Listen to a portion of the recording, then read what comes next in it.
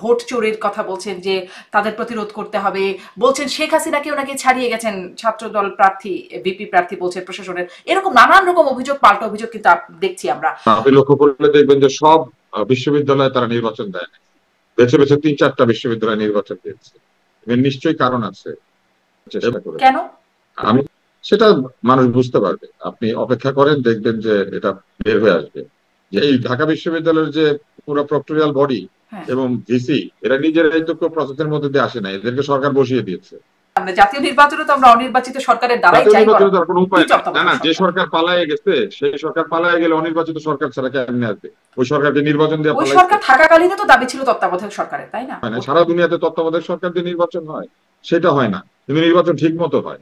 নির্বাচন ঠিক মতো করতে তত্ত্বাবধায়ক সরকার লাগে না, চোর বদমাইশ বাটপার ক্ষমতায় থাকলে নির্বাচন ঠিক। দুঃখের ব্যাপার তো সেটাই যে চোর বদমাইশ বাটপাররাই কেন যেন মানে যখন সরকার বা দলীয় সরকার থাকে তখন কেন জানি সেরকমই একটা পরিস্থিতি তৈরি হয়ে যায়। ভোটার হাতের অধিকারের কথা বলে আইসা চুরি বাটপারি করলে তাদেরকে কে বিশ্বাস করবে? আওয়ামী লীগ যে চোর, এইটা হচ্ছে আওয়ামী লীগের প্রথম সমালোচনা। ভোটও চুরি করছে, টাকাও চুরি করছে। এই মঞ্চ একাত্তর সাথে সম্পৃক্ততার কথা বলে সেই সন্ত্রাস বিরোধী আইনেই আবু আলম শহীদ খান সাবেক সচিব গ্রেপ্তার হলেন, এরপরে আরো একজন সচিব গ্রেপ্তার হয়েছেন। এরকম ডানপন্থার উত্থান এখন হয় না, ডানপন্থা আরো আগে থেকে আওয়ামী লীগের হাত দিয়ে উত্থান হচ্ছে। আওয়ামী লীগ বিকেমে ফ্যাসিস্ট পার্টি বা বিকামে এক্সট্রিম রাইট। আওয়ামী লীগ মুখে বলতো যে সে মধ্যপন্থী, মুখে বলতো সে সংস্কৃতি পছন্দ করে, কিন্তু সে তার নিজের সংস্কৃতির বাইরে কারো সংস্কৃতি পছন্দ করে। তার নিজের একটা সংস্কৃতি আছে, ওইটা সে সবার জন্য প্রেসক্রাইব করতো। এখন যেটা হয়েছে এটা অরাজকতাবাদীদের উত্থান, অ্যানার্কিস্টদের উত্থান। এরা কোনো আইনি রাখতে দিতে চায় না, এরা নিজের হাতে আইন তুলে দিবে, যাকে খুশি তাকে যা খুশি করবে, একে গালি দিবে, ওকে মারবে, ওর বাড়ির সামনে বসে পড়বে, কারোর কাছ থেকে চাঁদা তুলবে, কাউকে গিয়া পায়ে ধরে সালাম করবে, কারোটা ভালো বলবে, কারোটা খারাপ বলবে, ওদের মনের ইচ্ছা মতো ওরা চলতে চায়। এটা অরাজকতাবাদিতা। প্রশ্ন হবে লাগামহীন, জানতে চাই, জানাতে চাই এই সময়ের পালস অফ পলিটিক্স। ডাকসু নির্বাচন জাতীয় নির্বাচনের মডেল হিসেবে কাজ করবে বলেছেন স্বরাষ্ট্র উপদেষ্টা জাহাঙ্গীর আলম। যে নির্বাচনে ফলাফল ঘোষণার আগেই প্রার্থীদের, বিশেষ করে শিবির এবং ছাত্রদল প্রার্থীরা একে অপরের বিরুদ্ধে পাল্টাপাল্টি অভিযোগ তুলেছেন। ভোট চুরি সহ কারচুপিতে হাসিনাকেও ছাড়িয়ে যাবার অভিযোগ উঠেছে প্রশাসনের বিরুদ্ধেও। এখান থেকে পরিস্থিতি কি হয়ে উঠতে পারে সহিংস? এদিকে সাবেক মন্ত্রী মুক্তিযোদ্ধা লতিফ সিদ্দিকী, ঢাকা বিশ্ববিদ্যালয়ের শিক্ষক হাফিজুর রহমান কার্জন, সাংবাদিক মঞ্জুরুল আলম পান্নাদের পর মঞ্চ একাত্তরের সাথে সংশ্লিষ্টতায় সন্ত্রাস বিরোধী আইনে গ্রেপ্তার হয়েছেন সাবেক সচিব আবু আলম শহীদ খান এবং তারপর আরেকজন সচিব শফিকুল ইসলাম। লম্বা হতে থাকা এই তালিকায় এরপর কে বা কারা? এসব নিয়ে আলোচনায় স্বপ্নধরা নিবেদিত পালস অফ পলিটিক্সে আমার আজকের অতিথি গণমাধ্যম ব্যক্তিত্ব ডাক্তার আব্দুল নূর তুষার। ডাক্তার আব্দুল নূর তুষার, আপনাকে স্বাগত জানাচ্ছি পালস অফ পলিটিক্সে আমার আজকের আয়োজনে। আমি শুরু করি, বরাবরই আপনি যখন আসেন আমরা অনেকগুলো বিষয় নিয়ে কথা বলি। একদম ডাকসু নির্বাচন এর ভোট গ্রহণ শেষ হয়েছে, ফলাফল অপেক্ষমান, অনেক রাত আমরা যখন কথা বলছি গভীর রাত, তখন হয়তো যখন প্রোগ্রামটি যাবে তখন ফলাফল হয়তো আমাদের সামনে চলে আসতেও পারে। শেষের দিকে এসে ভোট হবার পরে মানে নির্বাচন ভোট গণনার সময় থেকে আমরা দেখছি নানান রকম অভিযোগ, পাল্টা অভিযোগ। বৈষম্য বিরোধী ছাত্র আন্দোলনের ভিপি প্রার্থী তারা বলছেন, সাংবাদিক মানে বলছেন শিবির প্রার্থী সাদিক কায়েম তিনি কেন্দ্রের ভেতরে মেকানিজম করেছেন আর ছাত্রদল বাইরে থেকে, এটা তার অভিযোগ। এদিকে ছাত্রদল আবার স্লোগান দিচ্ছে যে শিবির, জামাত শিবির এর প্রার্থী তারা এরকম কথা বলছেন, ভোট চোরের কথা বলছেন যে তাদের প্রতিরোধ করতে হবে, বলছেন শেখ হাসিনাকেও নাকি ছাড়িয়ে গেছেন ছাত্রদল প্রার্থী, ভিপি প্রার্থী বলছেন প্রশাসনের, এরকম নানান রকম অভিযোগ, পাল্টা অভিযোগ কিন্তু দেখছি আমরা। আপনি আসলে যেহেতু ফলাফল এখনো আসে নাই, আপনার কাছে এই প্রক্রিয়াটা কেমন মনে হলো? এই মানে এর পরবর্তী সময় এখন পরিস্থিতি কেমন মনে হচ্ছে? সামনে কি সংঘাত হতে পারে কিনা আপনার বিশ্লেষণ জানতে চাই। প্রথমত আমি ডাকসু নির্বাচন সেইভাবে ফলো করি, এই জন্য করি না যে আমার কাছে নির্বাচনটা একদমই গুরুত্বপূর্ণ না। যে সরকার সামনে জাতীয় নির্বাচনের দিকে যাচ্ছে সেই সরকার হঠাৎ করে শিক্ষা প্রতিষ্ঠানের নির্বাচনের জন্য অস্থির হয়ে গেল, এই পুরো ব্যাপারটার মধ্যে এক ধরনের অসুবিধাজনক বিষয় আছে। এবং আপনি লক্ষ্য করলে দেখবেন যে সব বিশ্ববিদ্যালয়ে তারা নির্বাচন দেয় না, বেছে বেছে 3-4টা বিশ্ববিদ্যালয় নির্বাচন দিয়েছে। এর নিশ্চয়ই কারণ আছে, এবং যে কারণ রয়েছে সেটা কিন্তু এখন কিছু কিছুটা মানুষ বুঝতেও পারবে যে কেন তারা অল্প কয়েকটা বিশ্ববিদ্যালয়ে এইভাবে নির্বাচন দিয়েছেন।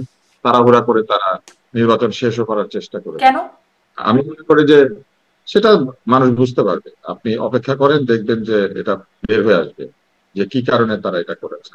কিন্তু যে বিষয়টি পরিষ্কারভাবে বোঝা গিয়েছে সেটি হচ্ছে যে এই নির্বাচনটি অনেকটা দায়সারা ভাবে করা হয়েছে, কেননা অভিযোগ তো আসতেই পারে যে আগে থেকে ব্যালট বাক্সে ব্যালট ভরা হয়েছে। তাহলে তারা এই যে প্রাচীন কালের এই লোহার ফ্যাক্টরি থেকে বানানো এক ধরনের আলমারি সদৃশ্য ব্যালট বাক্সে কেন ব্যালট ঢুকে, ট্রান্সপারেন্ট ব্যালট বাক্স তৈরি করা এখন কোনো ব্যাপারই না।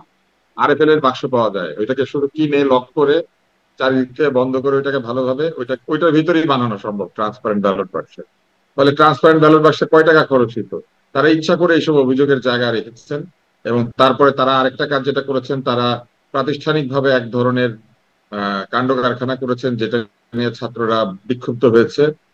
যেমন কিছু কিছু শিক্ষক কোনো কোনো প্রার্থীকে ভালো বলেছেন, কিছু কিছু শিক্ষক কোন একটি বিশেষ দলের লোককে বলেছেন তোমরা 100 ফিটের মধ্যে থাকতে পারবে না, আবার অন্যদেরকে যেতে দিয়েছেন। এরকম নানান কাণ্ড কারখানা করেছেন, যেগুলি করার মধ্যে দিয়ে আসলে আমার কাছে মনে হয়েছে যে কর্তৃপক্ষেরই ভালো প্রস্তুতি ছিল না। তাদের উচিত ছিল এই শিক্ষকদেরকে ট্রেন করা, কি করে এই ভোটটা করতে হয়। আর বাকিটা হচ্ছে হার জিতের ব্যাপার। আহ আমি মনে করি যে পরাজিত পক্ষ যখন পরাজিত হয়ে যেতে শুরু করে তখন নানান ধরনের অভিযোগ এমনিতেই তুলতে থাকে। আমি ডাকসু নির্বাচনে একদমই মাথা ঘামাচ্ছি না যে এই ডাকসুর কোনো ভ্যালু নাই, এই ডাকসুর কোনো ভ্যালু নাই। কারণ আমি আপনাকে একটা জিনিস বলি, সেটা হচ্ছে এই ঢাকা বিশ্ববিদ্যালয়ের যে পুরো প্রক্টোরিয়াল বডি এবং ভিসি, এরা নিজেরাই তো প্রসেসের মধ্যে দিয়ে আসে নাই, এদেরকে সরকার বসিয়ে দিয়েছে। এরা তো কোনো প্রসেসের মধ্যে দিয়ে আসে নাই। আপনি তো জানেন যে ঢাকা বিশ্ববিদ্যালয়ের শিক্ষকদের মধ্যে একটা নির্বাচন হয়, সেই নির্বাচনের মধ্যে দিয়ে ভিসি প্রার্থীরা তাদের প্যানেল নির্বাচিত হয়, তারপর সেই প্যানেল থেকে একজনকে বেছে নেওয়া হয়। যিনি এখন ঢাকা বিশ্ববিদ্যালয়ের ভিসি, তিনি কোনো প্যানেল থেকে এসেছেন, তাকে দিয়ে দেওয়া হয়েছে। ফলে অনির্বাচিত একটি প্রতিষ্ঠানের অনির্বাচিত ভিসি, অনির্বাচিত প্রক্টর, তারা মিলে একটা নির্বাচন আয়োজন করেছেন। তাদের নিজেদেরই গণতন্ত্রের ঠিক নাই, তারা আবার একটা গণতান্ত্রিক নির্বাচন আয়োজন করার চেষ্টা করেছেন। এই সবকিছুর মধ্যে একটা গোঁজামিল আছে। এই গোঁজামিলই তো আমরা আসলে মানে আমাদের জাতীয় নির্বাচন প্রক্রিয়াও কি সেই গোঁজামিল না? না, কোনটা? মানে আপনি বলছেন অনির্বাচিত প্রশাসন এখন একটা নির্বাচন আয়োজন করছে। আমাদের জাতীয় নির্বাচনের তো মানে জাতীয় নির্বাচনে তো আমরা অনির্বাচিত সরকারের দ্বারাই চাই। কোনো উপায় নাই, নির্বাচিত সরকার পালায় গেলে কি করবে? আপনি যাদের যে নির্বাচিত সরকার বলতেছেন, প্রথমত তারা নির্বাচন করতো না, আমরা তো কোনো সময় চাইছি। না, যে সরকার পালায় গেছে সেই সরকার পালায় গেলে অনির্বাচিত সরকার ছাড়া কেমনে আসবে? ওই সরকারকে নির্বাচন দিয়ে ওই সরকার থাকাকালীনও তো দাবি ছিল তত্ত্বাবধায়ক সরকারের, তাই না? ওটাই তো মূল দাবি ছিল। ওই সরকার থাকাকালে তত্ত্বাবধায়ক সরকারের দাবির চাইতে যেটা বেশি দাবি ছিল সেটা হচ্ছে নিরপেক্ষ নির্বাচন। ওই সরকার থেকে কিন্তু 3টা নির্বাচন করেছে এবং সেইখানে বিশেষ বিশেষ রাজনৈতিক দল অংশ নিয়েছে। 18তে বিএনপি অংশ নিয়েছে, তার আগেও দলগুলি অংশ নিয়েছে, পরেও দল অংশ নিয়েছে একটা দুইটা। ফলে নির্বাচনটা এমন হয় নাই যে কেউ অংশ নেয় নাই, নিয়েছিল, কিন্তু তারা নির্বাচন করতো না। সবাই জানতো যে নির্বাচনের ফলাফল নির্দিষ্ট। ফলে ওই সরকার তো আসলে নির্বাচন করতো না, ওই সরকার নির্বাচন করতো না, এটা সবাই জানে। ওরা সবসময় অনির্বাচিত ছিল। 2028 নির্বাচনের পর থেকে বাকি যতগুলো নির্বাচন করেছে কোনো নির্বাচনের আগামাথা ছিল না। একটার মধ্যে 153 জন ইলেক্টেড হয়ে গেছে, আরেকটার মধ্যে লোকজনকে ডেকে নিয়ে এসে তারপরে 5টা-6টা সিট ধরাই দিচ্ছে, আরেকটার মধ্যে তো কেউ নির্বাচন করেই নাই, নিজেরা এবং নিজেদের ভাই বোনেরা মিলে নির্বাচন করেছে। আগের সরকার যদি না পলাইতো তাহলে কি সরকার আসতো? এই সরকার আসার পিছনে সম্পূর্ণ দায়িত্ব তো আগের সরকারের, পলাই গেছে দেখে। জি, তা তো বটেই, কিন্তু আগের সরকার কে তো আর নির্বাচনকালীন সরকার হিসেবে কেউ চায় নাই, চেয়েছিল সবাই তত্ত্বাবধায়ক সরকারের আমলে। আগের সরকারকে নির্বাচনকালীন সরকার হিসেবে না চাইলে নির্বাচনগুলি কিভাবে হয়েছে? 18 সালে নির্বাচন হয়েছে, সেগুলো তো ঠিক হয় নাই, আপনিও বলছেন, আমরা জানি। আগের সরকারকে বিশ্বাস করার পরে আগের সরকার প্রতারণা করেছে। আগের সরকার নির্বাচন নিয়ে টাল বাহানা করে নির্বাচনের পুরো পদ্ধতিটাকে নষ্ট করে দিয়ে গণতন্ত্রহীন একটা দেশ কায়েম করেছিল। ফলে তত্ত্বাবধায়ক সরকারের দাবি ছিল না, দাবি ছিল গণতন্ত্রের। নির্বাচন ঠিক মতো করলে কে আছে সরকারে কে জানতে চায়? নির্বাচন ঠিক মতো হলে কি সরকারের তত্ত্বাবধায়ক সরকারের দাবি তো ছিলই না, ডাক্তার আব্দুল নূর সাহেব, ছিল যে ফেরেশতা বসিয়ে দিলেও নির্বাচন সুষ্ঠু হবে না, ফেরেশতা আসলেও। আপনি ভুল করছেন, তত্ত্বাবধায়ক সরকারের কোনো দাবি ছিল না, দাবি ছিল নিরপেক্ষ গ্রহণযোগ্য নির্বাচনের। এবং আরেকটা দাবি ছিল তত্ত্বাবধায়ক সরকার আদালত বাতিল করে। এই দাবি তো ছিল 14 ইলেকশনের আগেও ছিল। নির্দলীয় নিরপেক্ষ সরকারের এক ধরনের দাবি উঠেছিল, কারণ ওই সরকার পক্ষপাত করছিল। কিন্তু ওই সরকারের অধীনে কি আরো নির্বাচন হয় নাই? রাজনৈতিক দলগুলো তাকে বিশ্বাস করেছিল ওই সরকার। ওই সরকার একটা প্রতারক সরকার। আমি মাঝে মাঝে লক্ষ্য করি যে সেটি তো আপনারা বটেই, সেটি তো আপনি বটেই, যখন নির্বাচন টকশো সুষ্ঠু করেন হয় নাই, আপনি আগের 14 সরকারের নির্বাচনের আগে থেকে প্রতিনিধিদের কিন্তু এই শোনেন। নির্দলীয় নিরপেক্ষ সরকারের দাবিতে ছিল। যাক আগের আবার সরকার একটু, যে চোর যে ছিল এবং পলাতক যে হয়েছে, এই দুইটা আপনি স্বীকার করেন। হ্যাঁ তা তো বটেই, তারপরে তো বাকিটা। না তা তো হ্যাঁ, বটেই, তো তারা চোর তো ভোট পালিয়ে ঠিক গেছে। মতো করে চোর নাই। পালিয়ে গেলে আসবে কোত্থেকে? চোর পালানোর পরে যে সরকার এসেছে, এটা তো চোর পালানোর পরের সরকার। জি, এটা চোর পালানোর পরে সরকার। এই এখন তো সরকার স্বীকার আসার করেন আগেও, আওয়ামী লীগ ঠিক করেছে। এই পালানোর আগেও আসলে এই দাবিটি তত্ত্বাবধায়কের দাবি বা নির্দলীয় নিরপেক্ষ না, দাবি সেই 14 সাল গ্রহণযোগ্য থেকে ছিল। নির্বাচনের দাবি ছিল। শোনেন, তত্ত্বাবধায়ক সরকার না কোন সরকার, ওইটাতে কিছু আসে যায় না। দাবি ছিল নিরপেক্ষ সঠিক নির্বাচনে। নির্বাচন এই সরকারের আন্ডারে হইলেও যদি নিরপেক্ষ না হয়, মানুষ বলবে নির্বাচন নিরপেক্ষ হয় না। সারা দুনিয়াতে তত্ত্বাবধায়ক সরকার দিয়ে নির্বাচন হয়, সেটা হয় না। কিন্তু নির্বাচন ঠিক মতো হয়। নির্বাচন ঠিক মতো করতে তত্ত্বাবধায়ক সরকার লাগে না।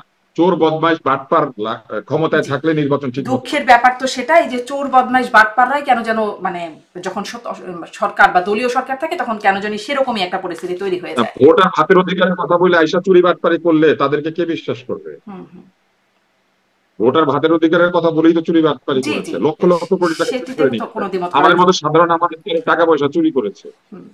জি, সেটা ঠিক আছে। আমি এবারে আরেকটু আসি যে আপনার কি মনে হয় যে এই পরিস্থিতিকে নিয়ে মানে ডাকসু তো এখনো ফলাফল যেহেতু হয়নি, তারপরে কি একটা সহিংস পরিস্থিতি হতে পারে? এখন যেরকম দেখা যাচ্ছে পরিস্থিতি উত্তপ্ত, পাল্টা অভিযোগ। হতে হয় ডাকসুতে আলাদা করে কি সহিংসতা হবে? এই এই বিশ্ববিদ্যালয়ে সহিংসতা হয় নাই, পিটায় লোকজন মানে নাই। হুম, তো এই বিশ্ববিদ্যালয়ে আগে পরে সহিংসতা হয়, বিশ্ববিদ্যালয়ের ছেলেপেলেরা বের হয়ে আসা অন্য জায়গা থেকে মবও করে। সুতরাং এইখানে আলাদা করে সহিংসতার কি আছে? পুরো দেশই তো সহিংসতার মধ্যে আছে। আচ্ছা, পুরো দেশ সহিংসতার মধ্যে আছে, এই প্রসঙ্গটা আরেকটু আসবো। কিন্তু স্বরাষ্ট্র উপদেষ্টা বলছেন যে ডাকসু নির্বাচনের মডেলেই জাতীয় নির্বাচন হবে। এটি কি আমাদের জন্য একটা আশার বার্তা নাকি আপনি কেমন ডাকসু দেখেন? নির্বাচনের মডেলটা কি জিনিস? ডাকসু নির্বাচনের মডেলটা আসলে কি? ডাকসু নির্বাচনের মডেলটা আসলে কি, এটা একটু অনেক ব্যাখ্যা করে বলবে বা আপনি বলতে পারেন। আমি তো ডাকসু নির্বাচনের আলাদা কোনো মডেল দেখি না। ডাকসুতে তো পিয়ার নাই। ডাকসুতে কি উচ্চ কক্ষ নিম্ন কক্ষ আছে?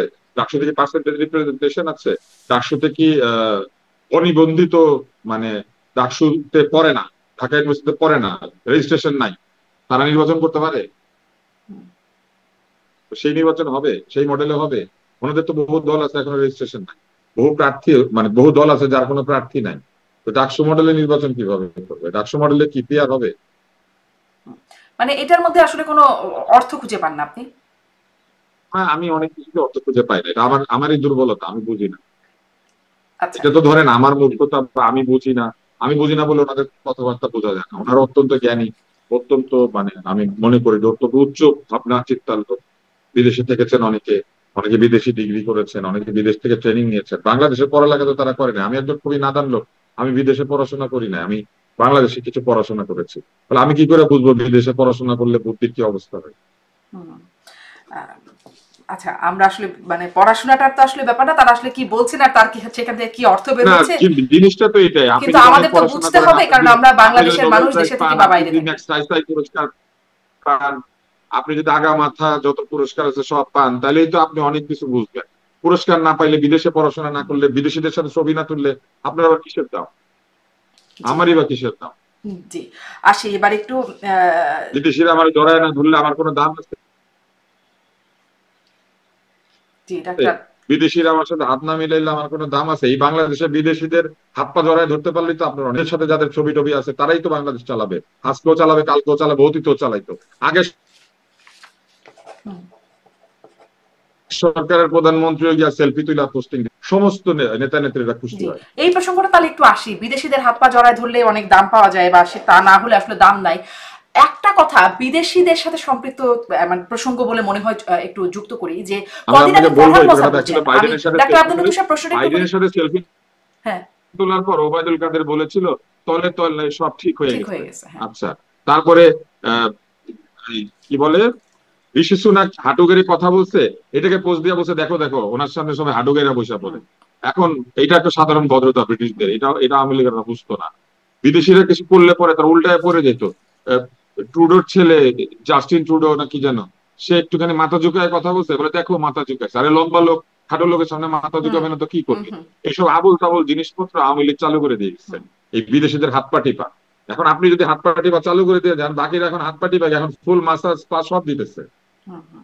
মানে তলে তলে সব যে ঠিক হয়ে গেছে বলছিলেন, কিন্তু সে যে ঠিক হয় নাই আসলে তলে তলে, সেটা তো ওবায়দুল আবার। কাদের যে একটা মিথ্যাবাদী শোনেন, ওবায়দুল কাদেরকে আমি ব্যক্তিগতভাবে চিনতাম, কেন বড় ভাই হিসেবে ভালোবাসতাম, কি কারণে, ছোটবেলায় তাকে রাজনীতি করতে দেখছি। এখন ধরেন আপনি যখন ছোট, আপনার বয়স যখন 17-18, তখন যদি আপনি একটা লোককে দেখেন যে কিরকম নেতা, ঘুরে বেড়ায়, মানুষকে নেতৃত্ব দেয়, আপনার এক ধরনের তার প্রতি একটা ভালোবাসা শ্রদ্ধা হবে, বড় ভাই না?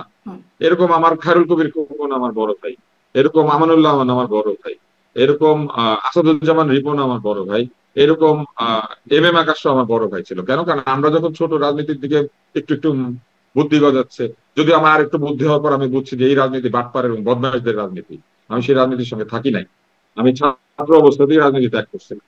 92 সাল থেকে আমার কোনো সম্পর্ক না। আমি 94 সালে এমবিবিএস পাস করছি। আমি 92 সালে এদেরকে লাথি মেরেছি। এখন মূল জায়গাটা কোথায়?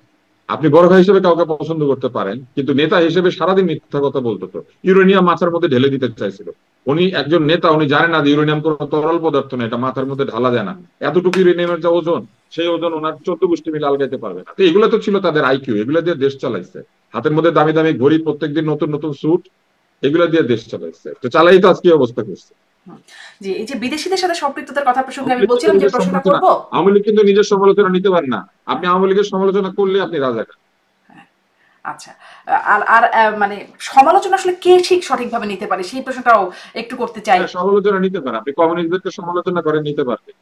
এই দেশে সবচেয়ে বেশি সমালোচনা কে মানে নিতে পারছে সমালোচনা জানেন? না নিয়ে তারা কি করবে, বা সমালোচনা করলে তারা আসলে করতেই বা কি পারে? কারণ ওরা সমালোচনা করলে ওরা সত্যি কথা শুনতে পায়। কেউ যখন তাদেরকে চোর বলে, ও তো জানে চুরি করছে, এই জন্য নিতে পারে না। বুঝতে পারছেন? কারণ চোরকে আপনি বলতেছেন সবার সামনে চোর, ও তো জানে এটা সত্যি কথা, এই জন্য নিতে পারে না। কিন্তু জি, আমাকে যদি মানে কেউ ধরেন বলে, তার আমি হাতে এটা উড়াই পাওয়ার দিব, আছে, আমি আপনি জানি যে চুরি সমালোচনা করে করলে দিচ্ছে। আপনাকে সে রাজাকার বলতে পারবে এবং কিছু ব্যবস্থাও নিতে পারবে। বা এখনো যারা সরকারে আছে তারাও হয়তো, কিন্তু কমিউনিস্ট আসলে কি বা করতে আপনি পারে? কি আমার ব্যাখ্যাটা বুঝতে পারছেন? আপনি কি আমার ব্যাখ্যাটা বুঝতে ভুল পারছেন? আমি বুঝতে যদি পারে। আপনাকে এখন একটা খারাপ কথা বলি, আপনি জানেন এই কাজটা আপনি করেন নাই, হ্যাঁ। অথবা আপনি উড়িয়ে দিবেন যে এই লোকটা আবোল তাবোল মিথ্যা কথা বলে আমার। কিন্তু যদি কেউ চোরকে চোর বলে, সে তো ভাবে আমার সব কথা বলে দিচ্ছে। আমি আপনাকে একটা জোকস বলি। এই ইয়ের আমলে, স্টালিনের আমলে, একটা লোক রাস্তার মধ্যে দাঁড়ায় বলতেছে যে স্টালিন একটা পাগল, স্টালিন একটা ছাগল, স্টালিন একটা পাগল, স্টালিন একটা ছাগল। তো তখন তাকে ধরে নিয়ে গেছে পুলিশ। তো ধরে নিয়ে গিয়ে তাকে জেলে দিছে। কেন জেলে দিছে? বলছে রাস্তার মধ্যে দাঁড়া উৎপাত করতেছিল, এই জন্য 1 বছর শাস্তি। তো তাইলে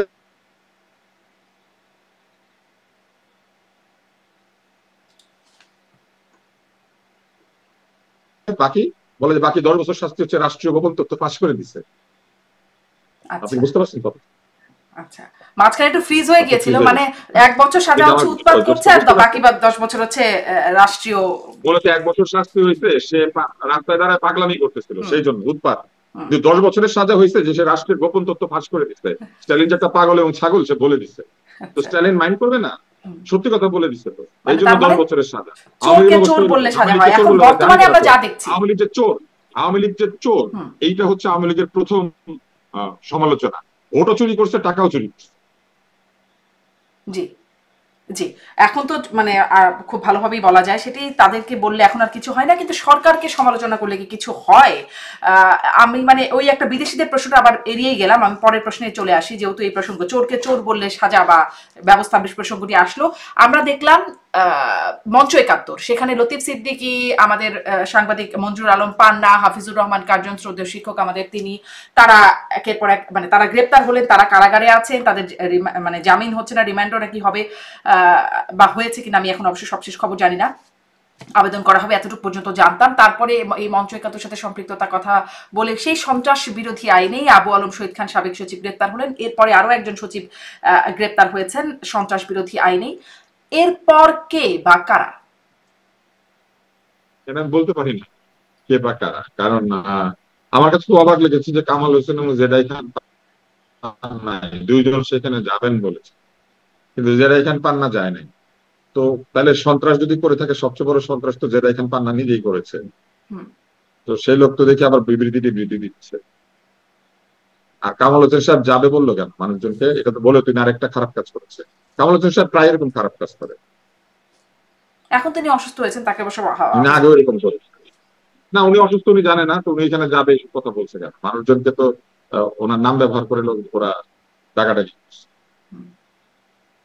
তার মানে কি, মানে যারা আয়োজক ছিল তাহলে তাদেরকে কেন ধরছে না সরকার, যদি আসলে ধরার মতো কাহিনী থেকে থাকে? তো আমি কি জানি ভাই, এই যে আপনি প্রশ্ন করেন সরকার কেন ধরেন, আপনি সরকারের একটা লোককে প্রশ্ন করেন, সরকারের লোকরা যারা আসলে আয়োজক ছিল উত্তর খুব একটা তাদের পাই না তাদেরকে ধরার জন্য।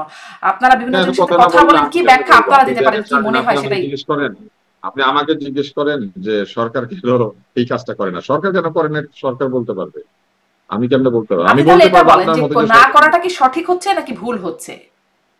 না না, আমি সঠিক আর ভুলও বলতে পারবো না। সরকার অনেক কিছু করে, অনেক কিছু করে না। সরকার কোন কাজ কেন করে এটা সরকার ছাড়া কেউ জানে।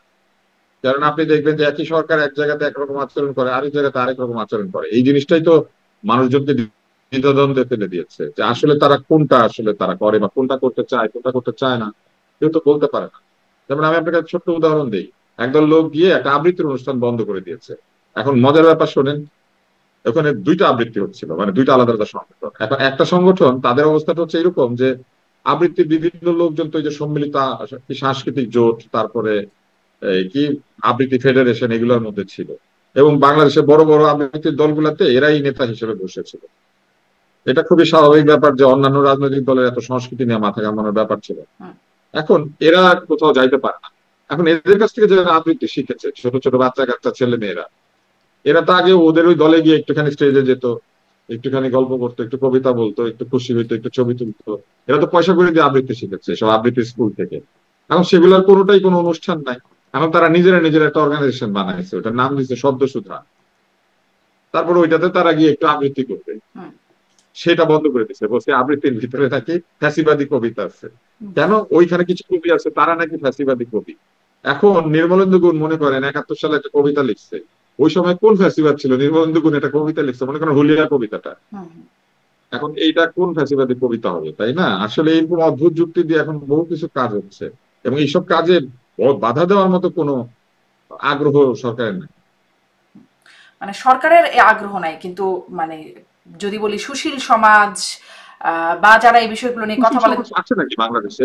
সুশীল সমাজ বলে তো বাংলাদেশে একটা যে কিছু ছিল, এটা প্রথমে ধ্বংস করেছে আওয়ামী লীগ। আওয়ামী লীগ প্রথমে সুশীল সমাজের সুবিধা নিয়েছে, তারপরে আওয়ামী লীগের মতের বিরুদ্ধে সামান্য সমালোচনা করলে তাদেরকে সুশীল বলে গালিগালাজ করতো। আতেল, সুশীল, হুম, হুম। এই যে গালিগালাজের যে প্রক্রিয়াটা, সুশীলদেরকে গালিগালাজ দেওয়ার যে জিনিসটা, এটা শুরুই করেছিল আওয়ামী লীগ। এবং তারা বলার চেষ্টা করতো কি যে সুশীলরা তত্ত্বাবধায়ক সরকার বানায় দেশকে নষ্ট করেছে, 111 নাকি সুশীলরা নিয়ে এসেছে, সুশীলরা নাকি তলে তলে মানে ঘিও খায়, আবার উপরের দিকে সয়াবিন তেলও খায়, এইসব আবল তাবল কথাবার্তা বলতো।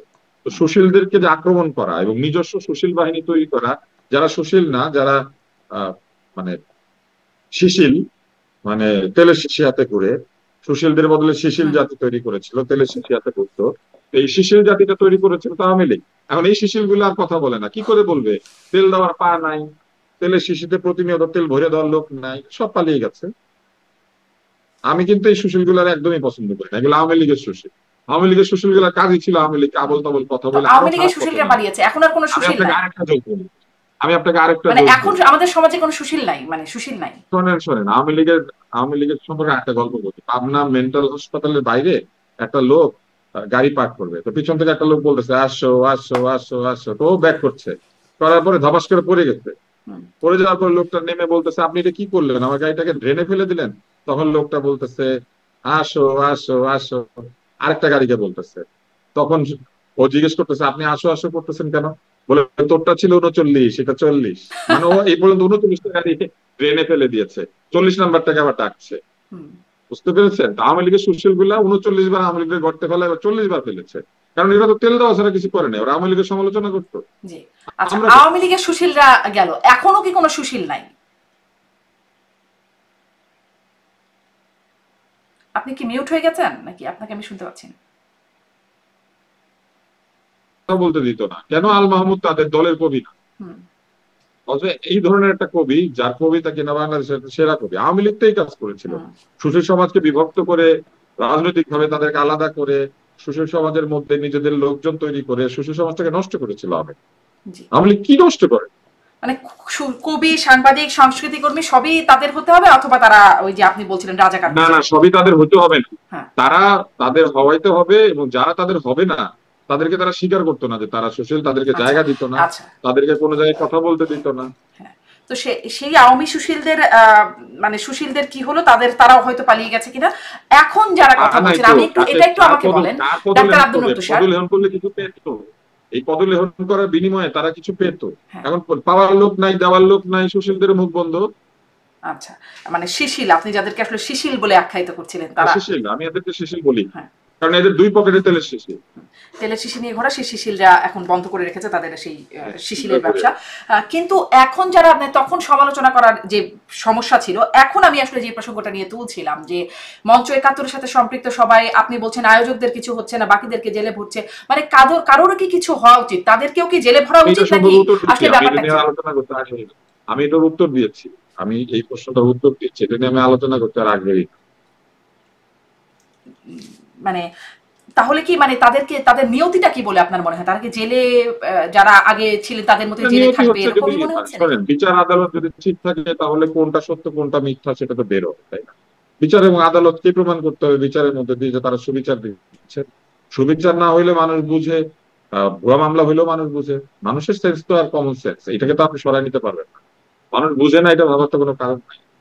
এনসাইক্লোপিডিয়া ব্রিটানিকা একটা খুব সুন্দর কথা আছে যে পৃথিবীর মানুষের সবচেয়ে পাওয়া যায়, মানে মানুষের যে সাধারণ বুদ্ধি এটাকে বলে কমন সেন্স, কিন্তু এখানে বলা আছে যে কমন সেন্স হচ্ছে পৃথিবীর সবচেয়ে রেয়ার সেন্স। এই এই যে সাধারণ বোধ বুদ্ধি এটাই পৃথিবীতে খুঁজে পাওয়া যায় না।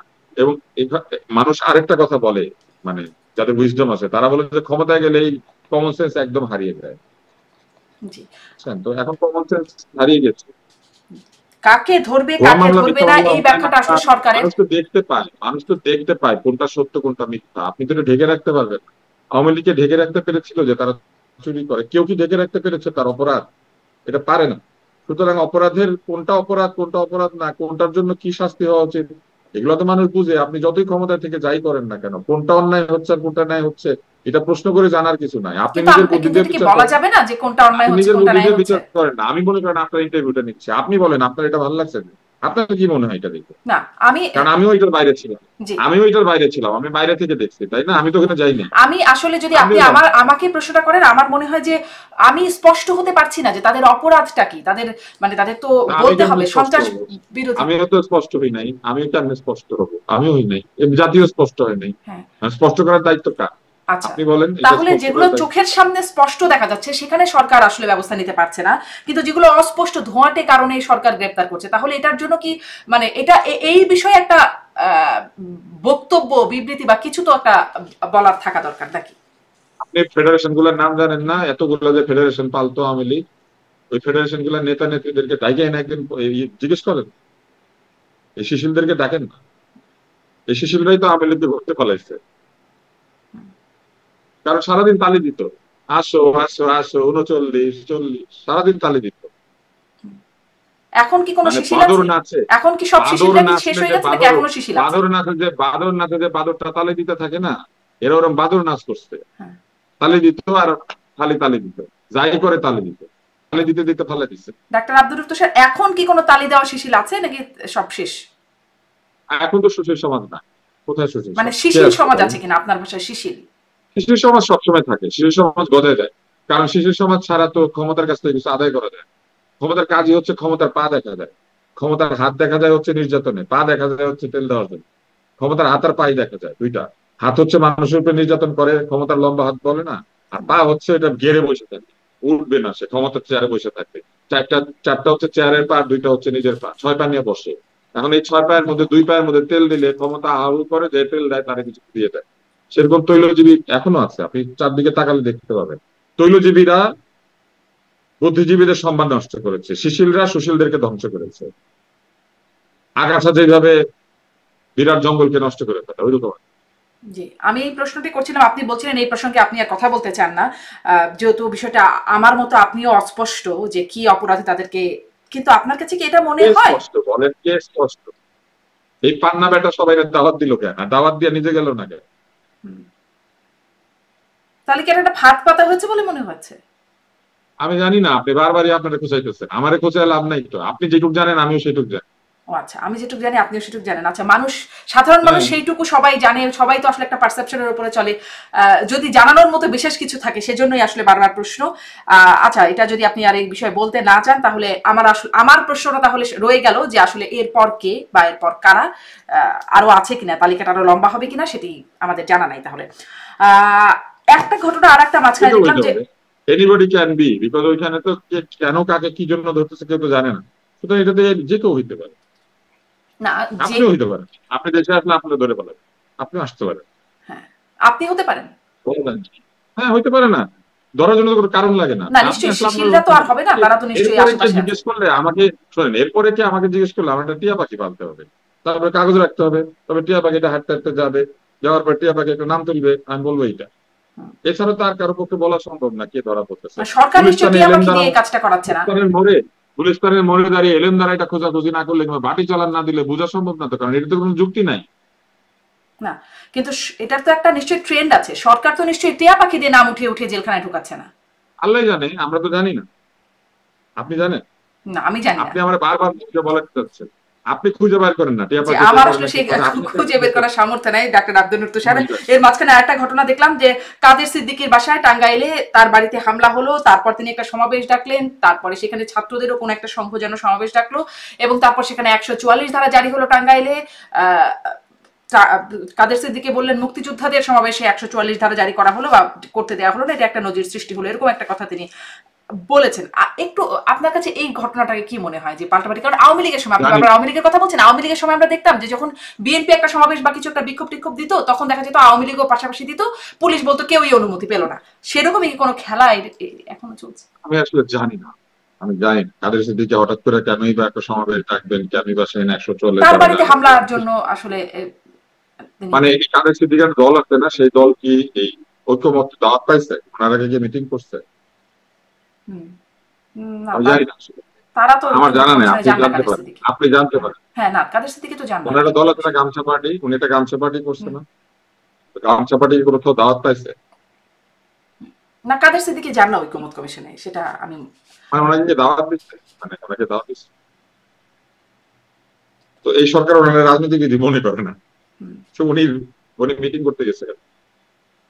উনি তো আমি আসলে যখন মিটিং ধরেন এই যে করতে। আমি এত রাত আমার খিদা লাগছে, আমি খাই নাই, আচ্ছা আপনাদের সামনে বসে কলা খাচ্ছি। আচ্ছা খান খান, দর্শক নিশ্চয়ই এটা এটা দেখবে। এটা নিশ্চয়ই খুব একটা খেতে খেতে কথা যদি বলতে পারেন কথা বলেন, কোনো সমস্যা নাই। বলেন কথা বলতে পারলেই হলো আর কি। তো মানে বলেন। আপনি এটাকে কি মনে করেন যে এই মুক্তিযোদ্ধাদের সমাবেশটা যে হলো না বা হতে দেওয়া হলো না, 144 ধারা জারি করা হলো, এটিকে আসলে কেমন হলো? আমি জানি না, আপনি বারবারই আমাকে জিজ্ঞেস করেন পুলিশ কি করছে, আমি জানবো, আমি কেমনে জানি? 144 ধারা আপনি জারি করে আসলে কি সরকার, জানেন ডাক্তার আব্দুল লতিফ, সেটাই বলেন আজকে। আমি জানি না, আমি তো আপনার মতো ইনভেস্টিগেটিভ জার্নালিজম করি না। আপনি আমিও গিয়ে খোঁজ ইনভেস্টিগেটিভ নেন কেন, জার্নালিজম করি না। না কেন 144 ধারা জারি করছে আপনি আমার জিজ্ঞেস করেন, না এটা আমি আমার কেন জিজ্ঞেস 144 করেন? ধারা জারি এই করেছে তারিখ কিনা মতো এটা আমি কি এটা জানি? জিজ্ঞাসা করছি না কিন্তু ডাক্তার আব্দুল যে লতিফ সাহেব, জিজ্ঞেস করছে আমি আপনাকে জিজ্ঞাসা করছি যে বিষয়টা কেমন হলো। 144 ধারা পুলিশ মনে করেছে জারি করার দরকার, জারি করেছে। 144 ধারা সরকার যে কোনো কারণে জারি করতে পারে, 144 ধারা সরকার যে কোনো কারণে জারি করতে পারে, এটার জন্য কিন্তু কোনো কিছু লাগে না। সরকার যদি মনে করে ওই জায়গাতে একটু গন্ডগোল হবে, বলে দিতে পারে 144 ধারা, ডিসি জারি করতে পারে, এটার জন্য কোনো কারণ লাগে না। আমাদের দেশে যেসব আইন কানুন আছে সেগুলো কি খুব জনবান্ধব? জনবান্ধব না, এগুলো ব্রিটিশ আমলে তৈরি করা এবং ব্রিটিশ আমলের আইনই। আপনি কি জানেন ব্রিটিশ আমলে 144 ধারা জারি করলে কি হইতো? কি হতো? ব্রিটিশ আমলে 144 ধারা জারি করলে যেখানে 144 ধারা হইতো, ওইখানে সাধারণ মানে ভারতীয় জনগণ হাইটে যাইতে পারতো না, আমাগুড়ি দিয়ে যাইতো, সোজা দাঁড়ায় দুই পা দিয়ে হাঁটতে দিত না। এবং এটা আছে, কেওস অফ এন এম্পায়ার নামে একটা বই আছে, খুঁজে বের করলে দেখবেন। Chaos of the empire, chaos of the এম্পায়ারের মধ্যে একদম রাইটাররা লিখে দিছে কোথায় কত তারিখে কিভাবে এই ব্রিটিশ পুলিশ সাধারণ ভারতীয় জনগণকে, তখন তো আমরা সবাই ভারতীয় জনগণ ছিল, কিভাবে হাঁটু গায়েরা রাস্তা দিয়ে ক্রল করে যাইতে বাধ্য করতো 144 ধারা জারি করতে। সেইগুলো তো এই আইন, এগুলো কি হাজার মানে শত বছর ধরে এই আইন পাল্টেছে না?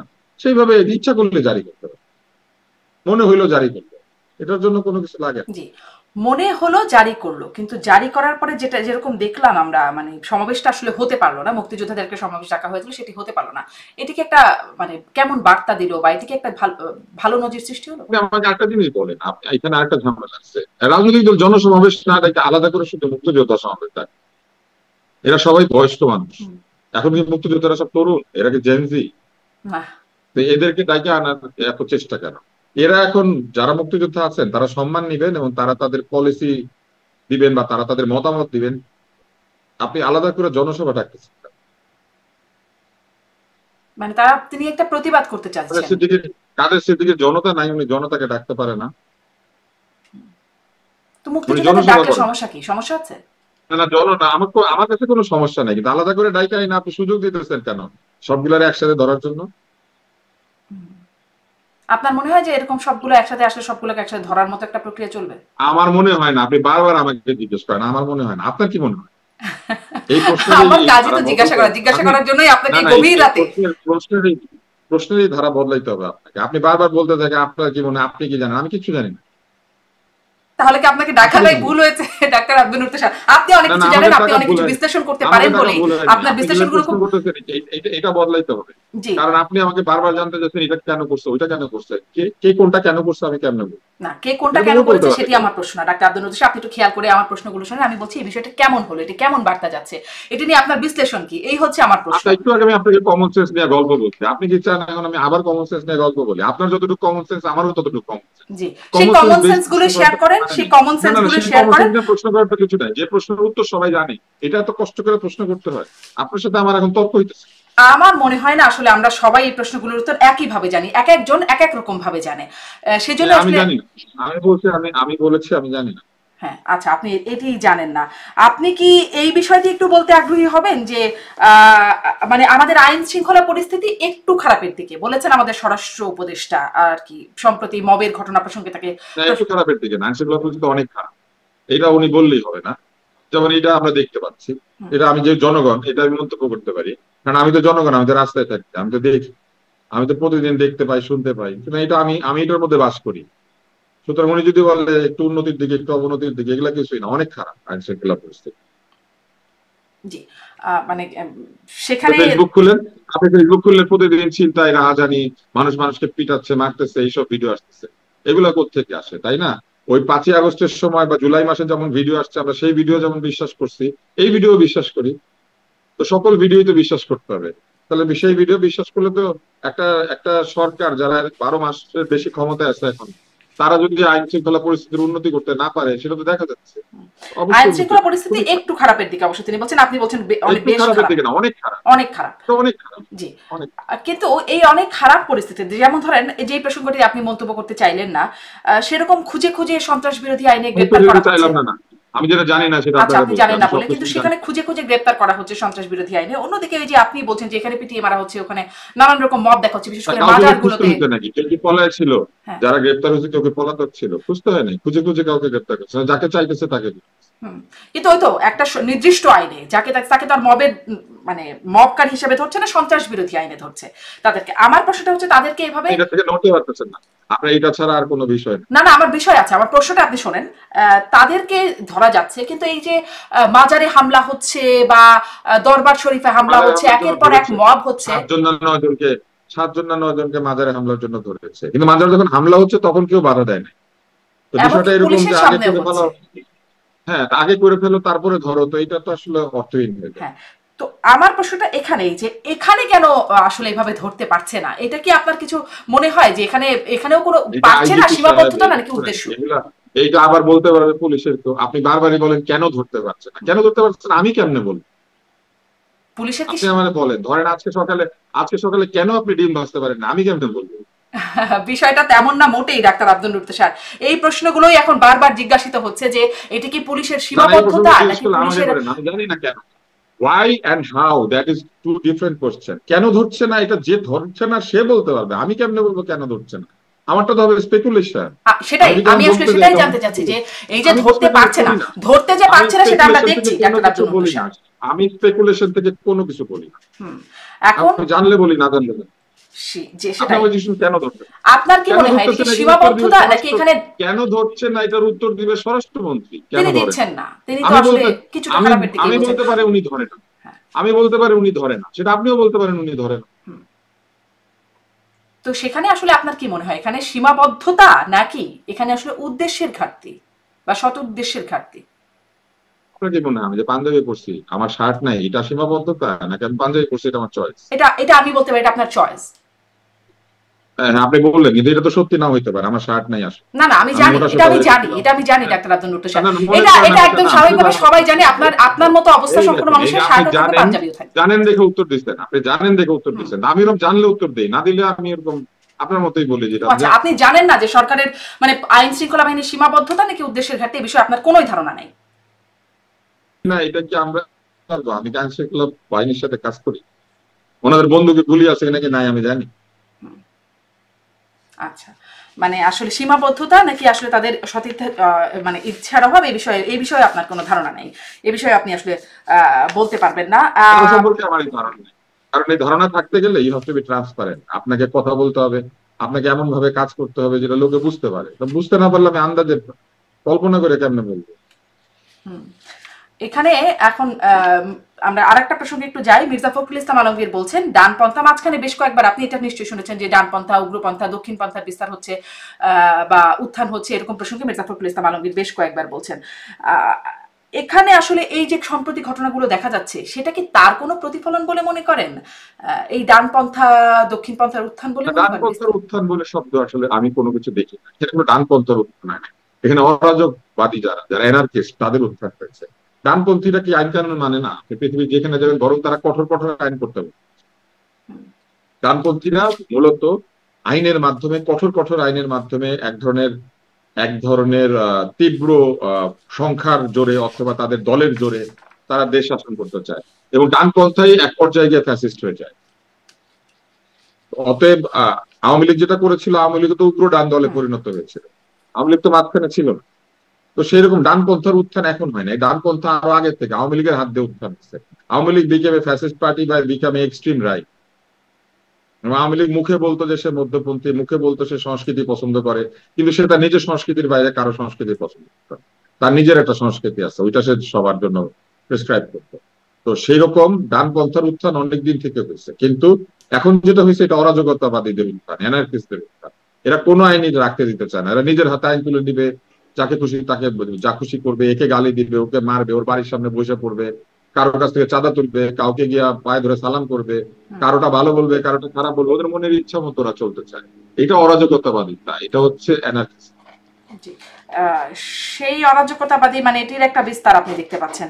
সে এখন তাহলে সেটা নিশ্চয়ই সরকারের জনপ্রিয়তার উপরে তার একটা প্রভাব পড়ছে, যেহেতু এই বিষয়গুলোর বিস্তার বা এই সরকারের জনপ্রিয় হওয়ার তো কোনো দরকার নেই, এই সরকার ভোটে দাঁড়াবে। না, এই ভোটে দাঁড়াবে সরকারের না। জনপ্রিয়তা করার তো কিছু নাই। এই সরকারকে জনপ্রিয় হইতে আসছিল, না। এই সরকার আসছিল দায়িত্ব পালন করে মানুষকে দেখাই দিতে যে প্রকৃত দায়িত্ব পালন কেমন হয়, একটা মডেল সরকার কিরকম হয়। এইটা হচ্ছে এই সরকারের দায়িত্ব। এই সরকারের মডেল সরকার হওয়ার কথা, আদর্শ সরকার হওয়ার কথা, যেটা দেখে রাজনীতিবিদরা শিক্ষা নিবে যে দেখো সরকার কেমনে চালাইতে হয়। তো সেইটা হচ্ছে এই সরকারের দায়িত্ব। এদের তো জনপ্রিয়তা হওয়ার জন্য এরা আসে নাই। এরা কি ভোটে দাঁড়াবে? যে জনপ্রিয়তা দিয়ে কি করবে? মডেল ধরেন সরকার খুব হতে পারলো। জনপ্রিয় হয়ে গেল, তাহলে কি তারা এই দেশটা চালাইতেই থাকবে নাকি নির্বাচন ছাড়া? তা তো না। বলে এই সরকার তো জনপ্রিয় হইতে আসে না। এই সরকার আসছিল মডেল ফার্মেসি, মডেল থানা, ওরকম মডেল সরকার। মানে এইরকম লেখাপড়া জানা এত ভালো ভালো লোক, তাহলে এই সরকার আদর্শ সরকার হওয়ার কথা। তারা আদর্শ সরকার হয়ে আমাদেরকে দেখাবে, তাদের তো জনপ্রিয় সরকার হওয়ার দরকার। জি। সেই আদর্শ সরকারের জায়গায় মানে সে 8ই আগস্টে সেই আদর্শ সরকারের যে অবস্থান ছিল, এখন নিশ্চয়ই সেই আপনি যে অরাজকতার চিহ্ন দেখছেন তার নিশ্চয়ই একটা প্রভাব তার উপরে পড়েছে। আপনি কি, আমি এই তখন প্রশ্নটা মাঝে অরাজকতা মাঝে ছিল, করি। এখন আরো অরাজকতা বেড়ে গিয়েছে, যার ফলে এই সরকার আদর্শ সরকার হইতে পারে নাই। জি। আমি এই প্রশ্নটা মাঝে মাঝে করি যে এই আপনি আসলে এই সরকারকে, আপনি অবশ্য আদর্শ সরকারের জায়গায় মাপকাঠিটা মাপছেন আদর্শ জায়গা থেকে, সেখানে আপনি এই সরকারকে 8ই আগস্ট, গত বছরের 8ই আগস্টে কেমন মার্ক দিতেন? আপনি আসলে গত বছরের 8ই আগস্টে কেমন নাম্বার দিতেন, আর এখন আপনার এখানে এসে কেমন নাম্বার দেবেন? আমি এই নাম্বার সময় দেই না। আপনার এই অনুষ্ঠানে আগেও একবার আমাকে নাম্বার আমি প্রায়ই এই প্রশ্নটা করি। আমি নাম্বার দেই না। নাম্বার দেওয়ার কিছু নাই, সরকার তো ভোটে দাঁড়ায় নাই। আচ্ছা। সরকার তো আমার জনপ্রিয়তার অ্যাপ্রুভালও চায় না, নাম্বার দেওয়ার কি আছে? অন্যদিকে সরকার পারছে, সরকার কিছু পারে নাকি পারে না? পারলে 100, না পারলে 0। সরকার তো একটা কাজ করে না, তাই না? সরকার 100টা কাজ করে। সরকার আইন শৃঙ্খলা রক্ষা করে, সরকার ব্যাংকিং ব্যবস্থা নিয়ন্ত্রণ করে, সরকার অর্থনীতি নিয়ন্ত্রণ করে, সরকার শিশু ও নারী কল্যাণ করে। সরকার তো বহু কাজ আছে, একটা কাজ। ফলে যে যেখানে ভালো কাজ করতেছে ওইখানে 100, আর যেটা পারতেছে না ওইখানে 0। জি। আচ্ছা। আপনি 10টা পেপারে পরীক্ষা দেন, অঙ্কে ফেল করছেন নাকি? অঙ্কে ফেল করলে তো আপনি পুরাটাই ফেল। ওইরকম আপনি যদি একটা দুইটা তিনটা জায়গায় ফেল করেন তাহলে পুরাটাই ফেল হয়ে যায়। যার মধ্যে একটা হচ্ছে মানুষের নিরাপত্তা, মানুষের জানমালের নিরাপত্তা, আরেকটা হচ্ছে সুবিচার। এই দুইটা হচ্ছে প্রাইমারি দায়িত্ব সরকারের। তারপরে যদি তারা অর্থনীতি অন্য কিছু না পারে তাহলে আরো ফেল করতে থাকে। কিন্তু জানমালের নিরাপত্তা হচ্ছে সরকারের প্রথম দায়িত্ব। আপনি এই দেশে আপনি বেঁচে থাকতে পারবেন এবং আপনি অপঘাতে আপনার মৃত্যু হবে না, আপনাকে ভয় পেতে হবে না অনৈতিক কিছু না করলে। এই জায়গাটাই প্রতিষ্ঠা করা হচ্ছে একটি আদর্শ সরকারের প্রথম দায়িত্ব। এই জায়গাতে সরকার প্রায় শূন্য পেয়েছে। এই শূন্য পাওয়া অবস্থায় দেখা যাচ্ছে মানে সরকার বলছে আসলে সামনের বছর ফেব্রুয়ারিতে নির্বাচন হবে, পৃথিবীর কোন শক্তি সেই নির্বাচনকে, এটা তো একটা ভালো কাজ, পৃথিবীর সরকার কোন যদি একটা শক্তি ভালো সেই কাজ করে নির্বাচনকে এটা হচ্ছে ঠেকাতে পারবে না। নির্বাচন। সরকার যদি ফেব্রুয়ারিতে নির্বাচন করে এটা হবে সরকারের সবচেয়ে ভালো কাজ, সবচেয়ে সোয়াবের কাজ, সবচেয়ে চমৎকার কাজ, যেটা করলে ওনারা খানিকটা জনপ্রিয় হয়ে যাবে। পৃথিবীর কোন শক্তি সেই নির্বাচনকে ঠেকাতে পারবে না বলে এই সরকার পৃথিবীর দাবি শক্তি কি করছে। আসছে কিন্তু উপদেষ্টা আসিফ মাহমুদ, আমি একটু প্রশ্নটা করি ডাক্তার আব্দুল তুষার, উপদেষ্টা আসিফ মাহমুদ বলছেন যে ডিসেম্বরে ভোট চাওয়া অনেকেই এখন নির্বাচন পেছানোর ষড়যন্ত্রে লিপ্ত, এই কথাটি বলছেন উপদেষ্টা আসিফ মাহমুদ। আপনার কি কোনো বিশ্লেষণ আছে যে আসলে কারা ভোট পেছানোর ষড়যন্ত্রে লিপ্ত, বা আসিফ মাহমুদের বক্তব্যকে আপনি কিভাবে মূল্যায়ন করেন? উপদেষ্টা আসিফ মাহমুদ ডিসেম্বরে যে ভোট চেয়েছে সে কেন নির্বাচন পিছাতে চাবে, সেটা আগেই ভোট চেয়েছে। কিন্তু তারা কি এখন কোন ষড়যন্ত্রে লিপ্ত, মানে উপদেষ্টা কেউ আসিফ যদি মাহমুদ যেমন ডিসেম্বরে বলছেন? ভোট চায়, কেউ যদি ডিসেম্বরে ভোট চায় সেটা আগেই ভোট চেয়েছে, সে পিছাতে চাবে, সে তো ডিসেম্বরে চেয়েছিল। বলেন। জি, তার মানে এখানে আসলে কোনো ষড়যন্ত্র, তারা তাদের মধ্যে কোনো ষড়যন্ত্র আপনার আছে বলে মনে হয় না? ভোটে যে যাইতে চায় না সে ভোট পিছাইতে চায় অথবা ভোট না হোক সেটা চায়। ভোটে যে যাবে সে তো চাবে তাড়াতাড়ি ভোট হোক। যে মুখে বলবে আমি ভোট করব না, যে ভোটের আগে 25টা শর্ত দিবে, তার নির্বাচন পেছানোর ইচ্ছা। ভোট নিয়ে যার কোনো শর্ত নাই সে তো সবার আগে নির্বাচন করতে চায়। এই এই সূত্রে গেলে আপনি বুঝবেন যে কে পেছাতে চায় কে চায় না। তিনি কি এখানে সেনাবাহিনীকে মেন করতে পারেন? আসলে ডিসেম্বরে ভোটের কথা তো বলেছিল সেনা। কতক্ষণের এই অনুষ্ঠান, কতক্ষণের? এই তো শেষ, আমার এটাই শেষ প্রশ্ন, আসলে নির্বাচন শেষের নির্বাচন এই হ্যাঁ, প্রসঙ্গে। কি হয়েছে বলেন, জি এবার প্রশ্নটা জি, বলেন। প্রশ্নটা ওটাই যে মানে সেনাবাহিনীও কিন্তু বলেছিল যে ডিসেম্বরে নির্বাচন, সবচেয়ে আগে সেনা প্রধানের কাছ থেকে এটি শুনেছিলাম। সেনাবাহিনী সহ সকলে আশা করেছিল ডিসেম্বরে নির্বাচন হবে, এরকম একটা বিষয় হয়েছে এবং সেই চাপেই সরকার ফেব্রুয়ারিতে নির্বাচন দিয়েছে, না হলে সরকার বলতেছিল জুন মাসে, তাই না? আপনার অনুষ্ঠানে আলাপ হয়েছিল, আমি বলেছিলাম যে আবহাওয়া, পরীক্ষা, ঈদ এইসব বিবেচনায় নিলে ফেব্রুয়ারির মধ্যে ইলেকশন করতে হবে, এরপরে এটা পিছিয়ে যাবে, জুনেও হবে, এটা বলেছিলাম। এটা স্বাভাবিক কমন সেন্স, সেই কমন সেন্স থেকে এটা সবাই বুঝতে পারে।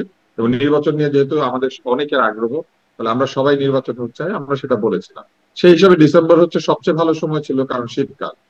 তারপরে যদি ধরেন ডিসেম্বর ভালো না হয়, তাহলে ফেব্রুয়ারি মাঝামাঝি পর্যন্ত শীতের একটা আমেজ থাকে। তো এর মধ্যে নির্বাচন হয়ে গেলেই নির্বাচন ভালো হবে, নাইলে মার্চ এপ্রিলে ঝড় বৃষ্টি শুরু হবে, তারপরে অনেক কিছু ঝামেলা হবে। পয়লা বৈশাখ ধরেন পার হইলো আর আপনি নির্বাচন করতে যাচ্ছেন, রমজান আসবে, তারপরে আসবে কোরবানির ঈদ, মাঝখানে বৈশাখী ঝড়, তাই না? এগুলো শুরু হবে। অতএব নির্বাচন করতে গেলে এটা ওই ডিসেম্বর থেকে ফেব্রুয়ারির মধ্যেই করতে হবে, সেটা এটাই তো প্রাকৃতিক স্বাভাবিক। কারণ, কিন্তু সেইটাই নির্বাচন, সরকার রাজি হয়েছে, এক মাস পিছাইছে, এটা তেমন কিছু না। কিন্তু ডিসেম্বর থেকে নির্বাচন পেছানোর ফেব্রুয়ারির মাঝামাঝি। ষড়যন্ত্র করছেন বলে যে অভিযোগ উঠছে, সেটি আসলে কাদের কাদের বিরুদ্ধে অভিযোগ হতে পারে সেটির সম্পর্কে কোনো মানে বিশ্লেষণ আছে কিনা, সেটি ছিল প্রশ্ন। নির্বাচন পিছানোর ষড়যন্ত্র তো কেউ করছে বলে আমার কাছে মনে হচ্ছে না।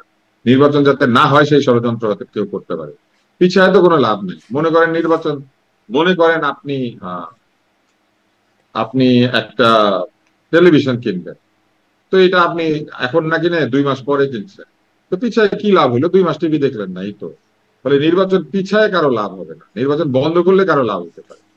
কেউ যদি ষড়যন্ত্র করে সে পিছাতে চাইবে কেন? পিছালে সে জিতবে, ব্যাপারটা তা না। কেউ যদি চায় সে নির্বাচন বন্ধ করতে চাবে, ষড়যন্ত্র আল্লাহরা নির্বাচন বন্ধ করতে চাবে, তারা নির্বাচন পিছাতে চাবে, পিছালে তো হবে জিনিসটা। আওয়ামী লীগের কি নির্বাচন বন্ধ করার কোনো ষড়যন্ত্র থাকতে পারে? এটাও দাবি করা হচ্ছে যে যে লোক, মনে করেন যে লোকের বিশ্বকাপে খেলার যোগ্যতা নাই, বাংলাদেশ মনে করেন বিশ্বকাপ বানচাল করার চেষ্টা করতেছে, ব্যাপারটা এরকম হয়ে গেল না? বাংলাদেশ বিশ্বকাপে চান্সই পাবে না, কিন্তু বাংলাদেশ বিশ্বকাপ বানচাল করে দিবে, ব্যাপারটা এরকম হয়ে গেল না?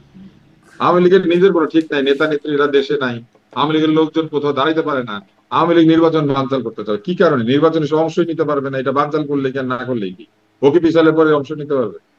আওয়ামী লীগের এখন কি অবস্থা আপনি দেখেন, আওয়ামী লীগ কোথা থেকে এটা বানচাল? তারপরে এই যে অভিযোগ তোলা হয় নির্বাচন বানচালে ভারত থেকে আওয়ামী লীগ ষড়যন্ত্র করছে, নির্বাচন হইলে কি আওয়ামী লীগের ক্ষতি হবে কোন? নির্বাচন যদি হয়ে যায়, জি সেটি তো প্রশ্ন। না হইলেও যে কোনো লাভ হবে? না হইলেও কি আওয়ামী লীগের লাভ হবে? আর হইলে কি আওয়ামী লীগের লাভ হবে? কোনোটাতে আওয়ামী লীগের লাভ হবে না। নির্বাচনের সাথে তার সম্পর্কই নাই, তার নিজের নিবন্ধন নিয়ে টানাটানি, তার নিজের রাজনৈতিক দলের অস্তিত্ব নিয়ে টানাটানি, সে নির্বাচন হইলে কি না হইলেই। তার মানে নির্বাচন বানচালে আওয়ামী লীগের ষড়যন্ত্র, এই বিষয়টির খুব একটা ভিত্তি নাই। না, এগুলো হইলো শোনেন, কেউ না কেউ বানচাল করতে হবে, না কাউকে না কাউকে শত্রু বলতে হবে। এখন ধরেন আপনার পরাজিত শত্রু, সে যেহেতু এখানে উপস্থিত নাই, বলে একটা কিছু বললেই তো হয়, বলে। কিন্তু আসলে যারা নির্বাচন পিছাতে চাবে বা পিছাতে চাবে না, এদের নির্বাচনের সঙ্গে এদের ক্ষমতার কোনো সম্পর্ক থাকতে হবে, নাইলে সে পিছায় দিবে। অনেক ধন্যবাদ ডাক্তার আব্দুল এবং তুষার। কেউ যদি নির্বাচন পিছালে কেউ যদি জিততে পারে, কিংবা নির্বাচন না হইলে কেউ যদি ক্ষমতার সুধা পান করতে পারে, তারা চাবে। এটা তো আওয়ামী লীগের চাওয়া না, চাওয়ার কথা না। আওয়ামী লীগ এখানে সিনের বাইরে, আপনার এই আওয়ামী লীগ তো নাই তো দেশে। আওয়ামী লীগ কোথায়? আওয়ামী লীগ পালাই গেছে, একবার আমরা বলতেছি, আবার বলতেছি আওয়ামী লীগ ষড়যন্ত্র। পালানো লোক ষড়যন্ত্র করবে কেন?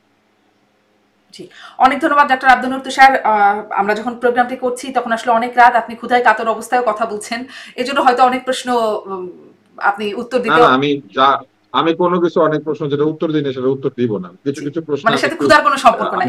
অনেক ধন্যবাদ ডাক্তার আব্দুল তুষার, অনেক ধন্যবাদ আপনাকে। এই প্রশ্নগুলো অযৌক্তিক। আমি আপনার একটা কথা বলি শারমিন, সেটা হলো আপনারা যেহেতু ইন্টারনেটে এই শো করেন, আপনারা constantly you want to create a debate and you want to create some kind of a sensational question.